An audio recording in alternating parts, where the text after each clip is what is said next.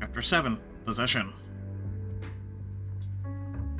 After seeing a vision of Peter at Gray's pool the night of his murder, the two of you head back to your shop. So we know that Peter was by the pool that night, but why do I get the feeling you're going to say we need more evidence? Because we do?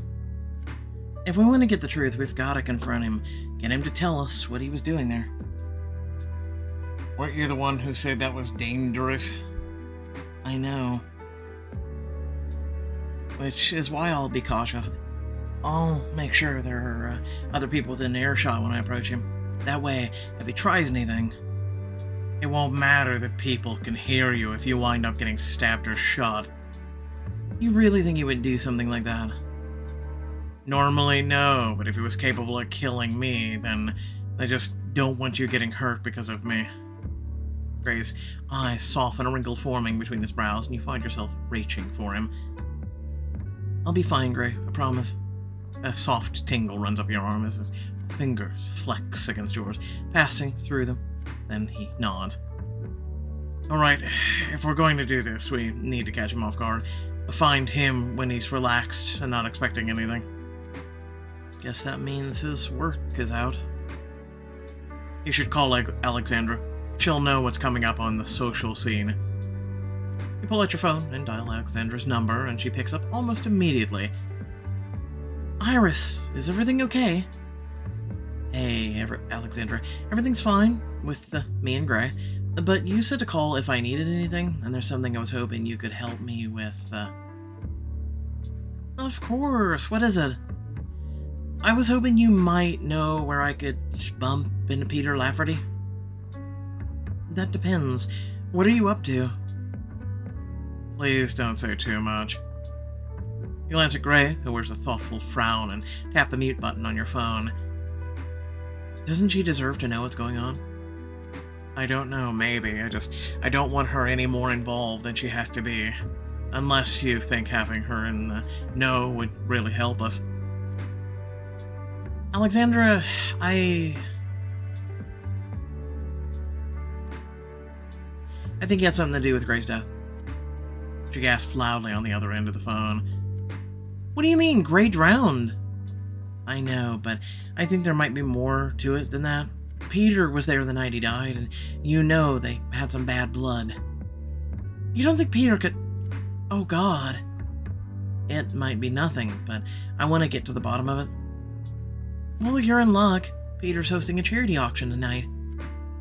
That's perfect. It's technically invite only, but Curtis and I should be able to get you in. I'll send you an address. Thanks, Alexandra. I'll see you there. You hang up the phone, turning over to Gray, only for your stomach to sink as you realize the flaw in your whole plan. Well, there we go. We'll get to the bottom of this thing tonight. But you aren't invisible anymore, Gray. You can't come with. Well, I'm not letting you go alone. It's just an auction, and all I'm gonna do is ask him some questions. Besides, Alexandra and Curtis will be there. This isn't up for discussion, Iris. What? Are you worried about me? Your words are teasing, but he frowns, shoulders slumping as he stares at the floor. Yes. You freeze, taken aback by the raw emotion behind the word. Gray, You go to cup his cheek, and his eyes widen before he catches himself and grins his most impish grin. I mean, of course I am. You're practically my whole world, in the sense that you're my only connection to it. And here I thought you were being sweet for once. You smile back at him, and his mask seems to slip a little, his expression softening for just a moment. You should have, what I didn't. Someone watching your back just in case. If it will make you feel better, you can possess me for the night. You mean like what we did at the stables earlier when we were brushing the horses? Take it a step further. We won't just be sharing a space, we'll be sharing everything.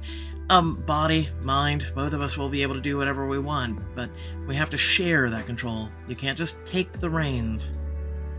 Can't or shouldn't?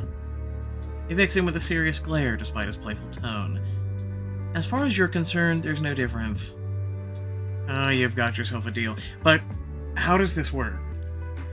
We both have to relax, present ourselves, and then I'll just open myself up to you. Your eyes fall shut, and you take a few deep, steadying breaths before opening them back up. Wait for him, he's the ghost. You look Gray in the eye, and his face is serious as he steps forward slowly. Are you ready? Gray's standing so close that if you moved an inch, your lips would touch. You swallow roughly, or tripping over yourself. Yes. Gray takes another step forward, suffusing your body and sending tingling ripples over every square inch of your skin. He's so warm and overwhelming. What'd you say? You gasp, embarrassment flooding you as your cheeks heat. You could hear that? She's so cute when she's flustered. Cute? So we can hear each other's thoughts. Good to know. A tense silence stretches on between the two of you before he clears his throat, your throat. Well, you can't go to the auction looking like this. We're going shopping. You barely have a choice as Gray leads your party down the street to a small boutique, immediately digging through the racks. Guess we better get used to talking like this. I don't think I ever realized how weird it must look to other people when you're talking to me. Not that anyone would notice tonight, not once I find you the perfect outfit. What are you looking for anyway? I don't know the first thing about what to wear to a charity auction. We want something classy, but a bit of flair. He pulls out a gown with a gold bodice, peachy pink taffeta skirt, and shimmers in the afternoon light. This is perfect. You really think I can pull this off? Gray holds up the dress to your body and peers into the mirror, grinning, and somehow you see the twinkle in his eyes behind your own. With your body and my confidence, we'll wear the hell out of this. Room for two, golden pink of sparkling among the elite. Okay.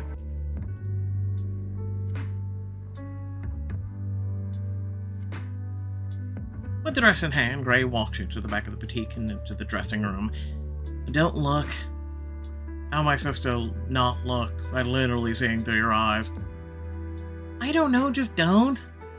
Oh, I'll do my best. You squeeze your eyes shut, quickly take off your clothes before struggling to put on the dress before being able to see it. You're gonna wind up putting it on backwards like that. I promise I won't look. Reluctantly, you open your eyes and quickly pull the dress on.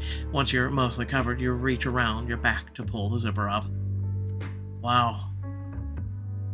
I do look good, don't I? You guide your hands along your sides, feeling the soft, silky fabric. Your breath hitches as you try to hold still. We look good. A wave of heat, not entirely your own, washes over you and you shake yourself, trying to ignore it. Then we'd better get going. You and Gray arrive at the auction to find the rich elite milling about all around you, drinks in hand.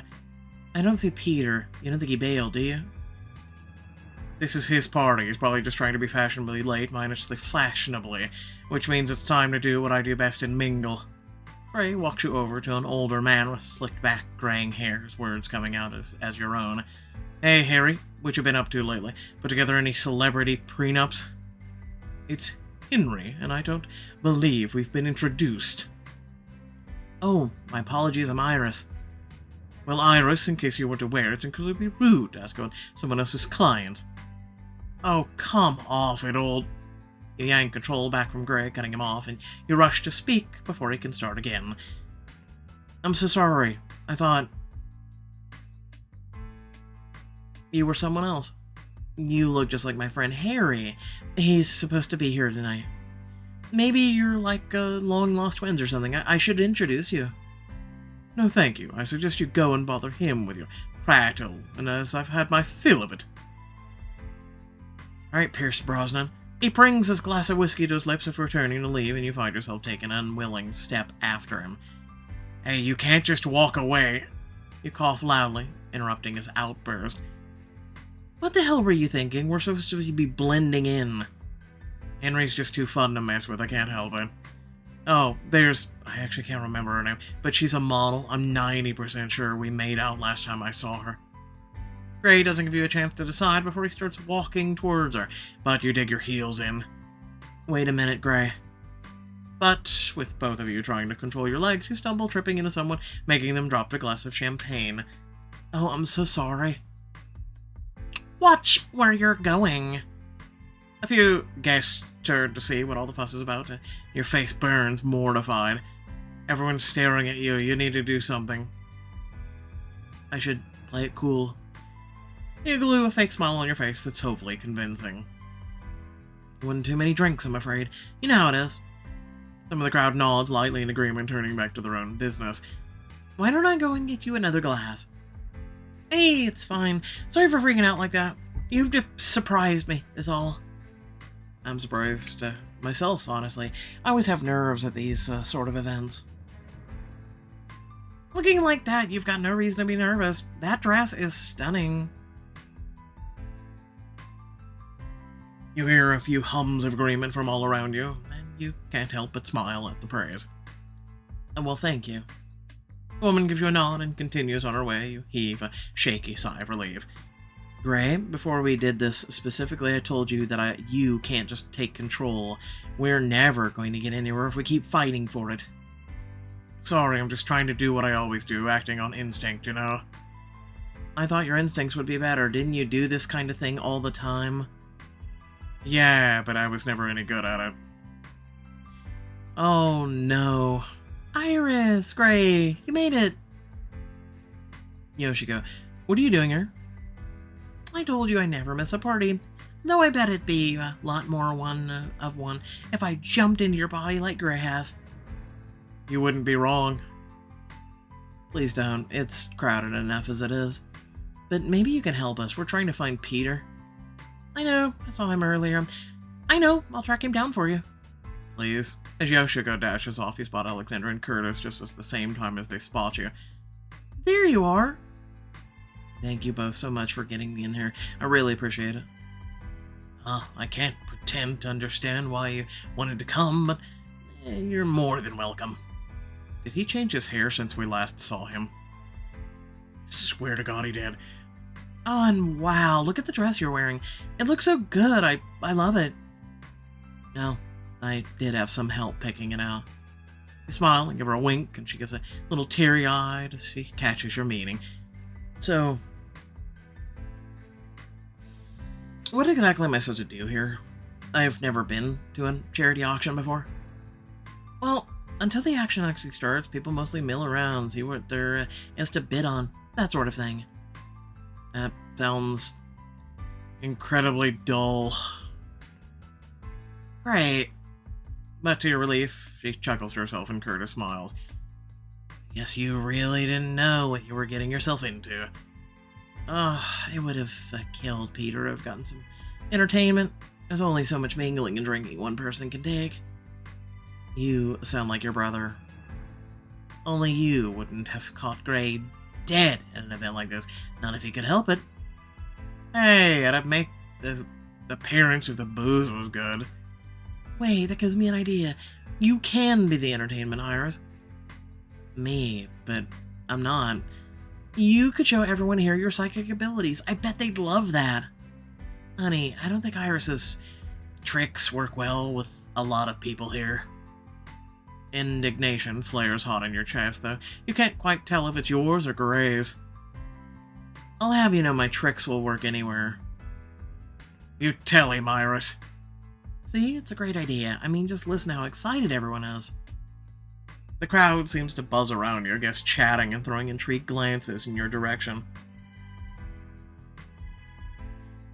Did you hear that? She's a psychic! Oh, maybe I should ask her for a reading. Oh boy, it's you again. Alexandra winks and leans in to whisper in your ear. Everyone here knows Peter somehow.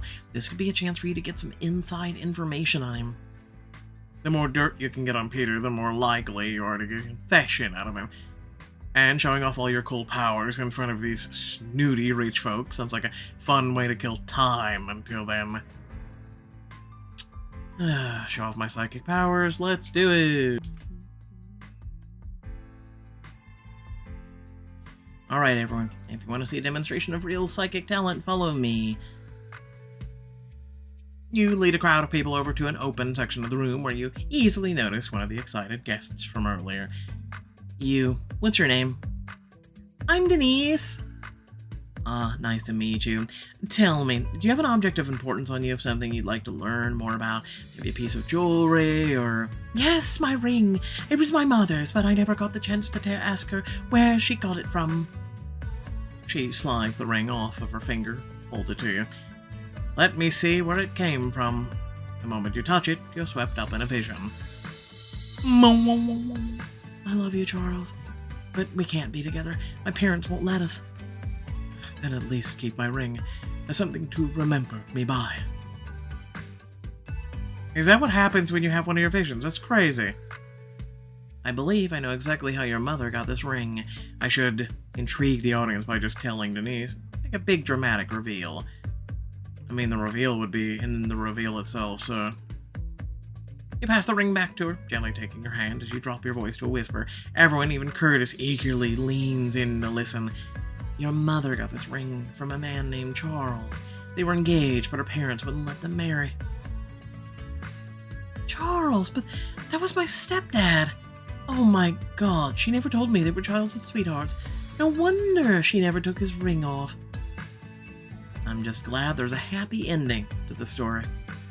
She smiles, wiping a tear from the corner of her eye. All right, you've gotta let me try now. You, sir, what's your name?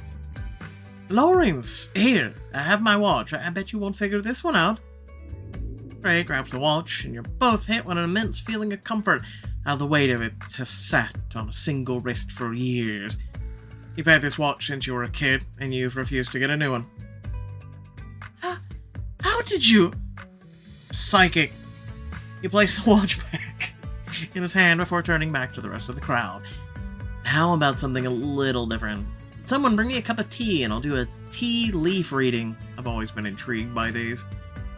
One of the caterers brings you a freshly brewed cup of tea, leaves still floating in it, which trigger the shit out of me. You look around, trying to decide who to give the reading to. You, my sister, Curtis, this should be fun. You know what? Since he's the disbeliever, Curtis. Oh, that's alright. I don't... Come on, don't be a coward. Curtis scowls and snatches the cup from your hand, chugging the contents. Works every time. He pushes the empty cup back into your hands and you look down, peering at the leftover leaves for any shapes left behind. Am I supposed to be seeing anything here? Because I don't. Leave it to me.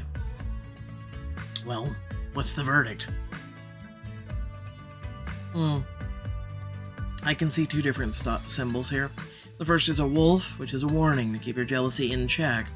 But there's also a circle, which could mean an upcoming marriage. Ha! You're just as vague as usual. Not everything's an exact science, Curtis. It's up to whether you heed the leaves' warnings. Knowing Curtis, he won't. Suddenly, an older woman steps up, taking your hand gently between both of hers. Excuse me, dearie, but do you do palm readings? She's a jack-of-all-trades psychic. It's not one of my preferred methods for reading, but if you want one, I can give it a try. Oh, wonderful. But where are my manners? I'm Lisa, by the way. Well, Lisa, let's see what your palms have to say. You take a look at one of Lisa's hands, reaching out to trace her lifeline with the tip of your finger. A rush of pleasant energy hums through you. Why do I suddenly feel like I finished something really important? You just got a glimpse of her life. Your lifeline is long and deep, which means you've lived a very fulfilling life. I have seen a lot in my years. And your fate line is remarkably straight. Your life isn't influenced much by the outside world. I don't know about that. I think that as long as you put good into the world, you'll get good back. Yes and no, but it's karma. That's what gets people in the end. Yes. She's not wrong. Karma does have a way of catching up to people. Yeah, mine just moves on a turtle's back. Anyway. Seriously. Now people that, wrong me seem to get insta-damn karma. I'm serious. Take the host of this auction. I heard him complaining about the Morrison boy one night, wishing he wasn't around to get in his way. Now, he's doing this charity thing, but it won't be enough. He still has to pay for the bad he put out there. I knew it. Feels like we're missing something. What's there to miss? He clearly didn't want me around. If he planned to kill you, I don't think he'd go around talking about it. Then maybe it wasn't planned. Maybe it was on the spur of the moment. And then you spot Yoshiko jumping up and down and waving her arms at the very back of the crowd. Well, that's all for today, folks. Thanks for coming. The guests all clap before starting to disperse, and you immediately make a beeline for Yoshiko. I found Peter. He's in his office. And it's time to finish this. Please, I have a coffee to get to. You rush from the party to Peter's office, finding him pacing angrily in front of his desk. He immediately straightens when he spots you. You must be a little lost. The charity auction is downstairs. I actually have a few questions for you, Mr. Lafferty. If you want an interview, go through my secretary. I don't have time for this. Make time. Excuse me? I know you were at Gray's party the night he died. Not only that, but you were at the very scene of the crime, his pool. His scowl deepens as he scoffs, but you see the way his eyes dart between you and the door. You have no idea what you're talking about. Gray's death was an accident. Then you wouldn't mind providing an alibi. I left the party earlier after some of my investors pulled out of a project. I spent the rest of my night at the office trying to set things right. You can ask my employees if you don't believe me. He's lying. Your psychic performance got you extra dirt on Peter. Then explain why you were ranting to everyone you knew about how much life would get easier if Gray wasn't around to get in your way. Because it was true. Not only did he screw me over, but he was a rude a-hole who only ever cared about himself. And I'm sure I'm not the first person to feel that way. Anger flares in your gut at Peter's words, your own tangled with Gray's. Way to talk about a dead man who can't even defend himself. Sounds like a pretty good motive to me. Peter's eyes widen as he seems to realize you're completely serious. He was a jerk, sure, but that doesn't mean I wanted him dead. What about what you told him at the party? That you were going to make him pay for ruining your life? Look, I was drunk. I was pissed off. I didn't mean anything by it. What happened to Gray was inevitable. All he had to do was drink and party. He paid the price. Peter. Then prove to me you're innocent. I don't have to prove anything to you. You're nobody. Then how are you going to prove it to the authorities? I can call them down here. I'm sure your guests would appreciate the spectacle. No, that won't be necessary. Then talk. Sweat beads on his forehead, and there's a desperate note to his voice when he speaks again. You really think I tried to kill Gray? You're crazy. I needed him. What the hell is he talking about? What do you mean? He rushes to open his desk drawer, and you freeze for a moment, terrified, only for him to pull out a stack of paperwork. This is a draft of a merger request between my company and the Morrisons. I admit that my prospects have been struggling for a while. Investors pulling out on me left and right. And you thought Gray would give you a financial boost? Gray has been a jerk. I'd hoped he'd take pity on me and invest in my health companies. But then, when that failed, I bought up some of the train manufacturing businesses. I thought that maybe Gray could convince his parents to agree to a merger. Gray yanks the papers from Peter's hands, and you both scour them intently. This isn't what I expected. If it had worked, I would have been able to recoup the money I've lost. But now that Gray's gone, there's no way it's going to happen. I'm screwed. I mean, he seems pretty straightforward. And he provided truth and facts versus, like, a gun, so... From what you've shown me, you had more reason to want Gray alive than dead. I hate to say it, but I agree. You hate to find out someone didn't kill you.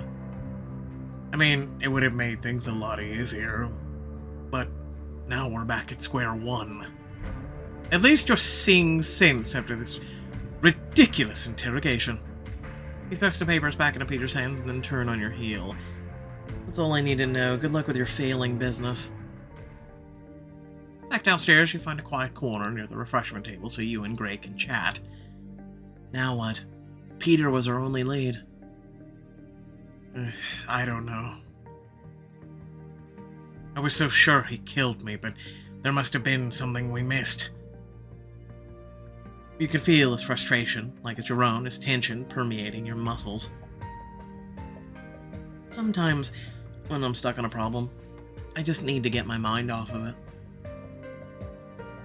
Easier said than done when you're literally teetered to the world by one goal. Maybe we can improvise some temporary tethers then. Look over at a buffet table laden with delicious-looking food, and a wave of longing pulses through you from Gray. I don't think looking at food I'll never taste again is gonna help. And it's a good thing you're me right now, and I can taste or smell or feel whatever I want. I've got a full range of senses we could explore. I swear to God, if it goes down that alley, we're done. Half a dozen fuzzy memories suddenly flood your brain. A glass of wine, a beautiful rose, a violin, all things Gray can't quite recall. I gotta admit, it would be nice to indulge. And what do you say? Want to experience some earthly pleasures again? You'd really do that for me.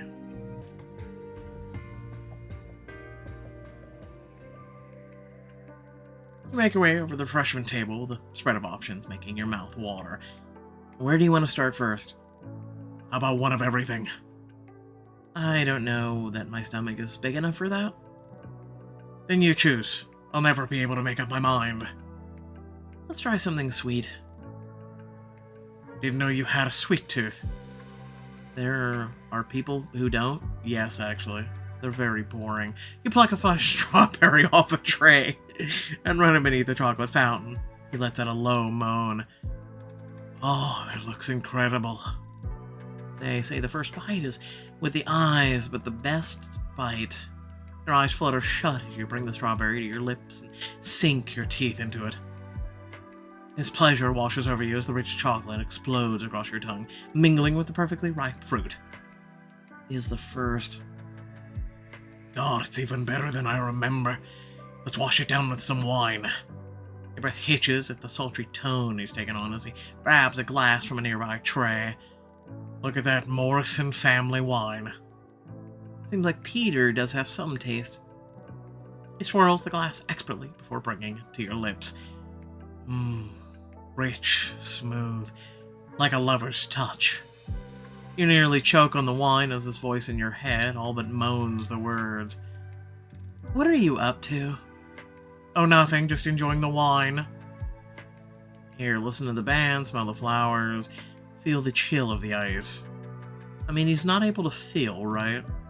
Also not able to smell. Listen, he can still do, so... he did say the smell of a rose. Grab the stem of a rose from the vase at the table and bring it to your nose, inhaling its delicate perfume. There's nothing quite like the smell of a rose. How soft its petals are. He takes control and grazes the rose along your arm, leaving goosebumps in his wake. Then, with the flick of your wrist, he lets one of the thorns graze your skin, just enough to sting. Oh. But he follows it with another pass of the rose petals, soothing the spot. A little pain makes the pleasure even greater. So, how does it feel? Pretty damn good. It's kind of cathartic. Though, honestly, I think what I miss most about being alive is being touched and being able to touch. You swallow roughly, remembering all the times you've reached for Gray and the times he's reached back. The tingling sensation I feel when we get close is nice, but it isn't quite the same.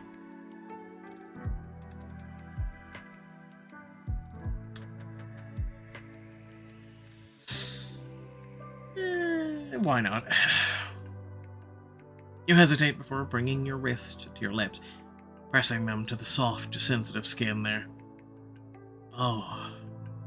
Your heart races at the simple, intimate touch, heat flooding your body as you quickly look around to make sure no one else saw.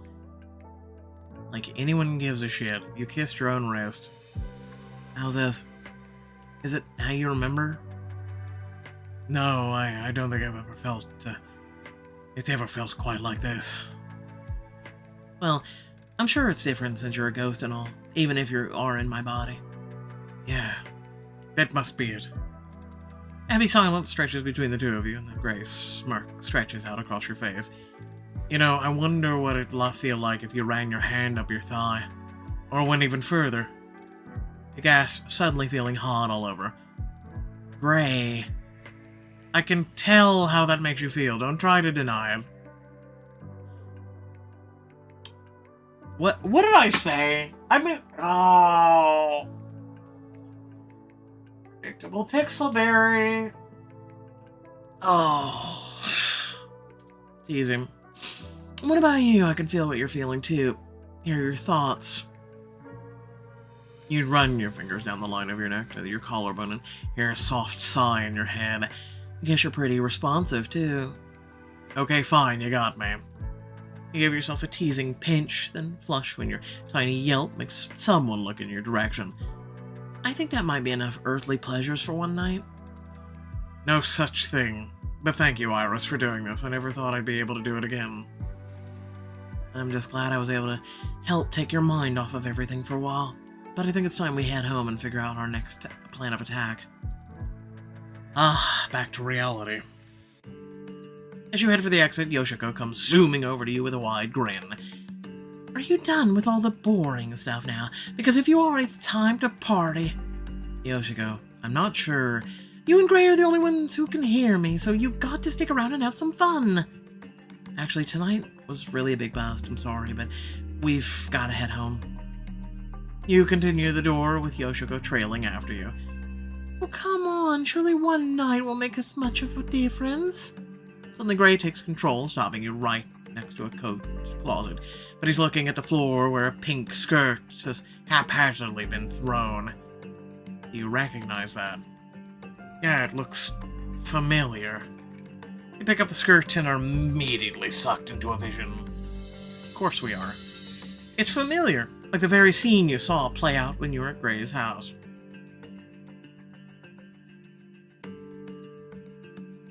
It's supposed to be the night he died. A rustling bush catches your attention. A familiar pink skirt flies out. You cautiously approach. God, you're hot. Only to see Peter tangled up in the arms of a woman you recognize. It's Gray's ex-girlfriend, Vivian. You're a lucky man, Peter Lafferty. Tonight. Hell yes, I am.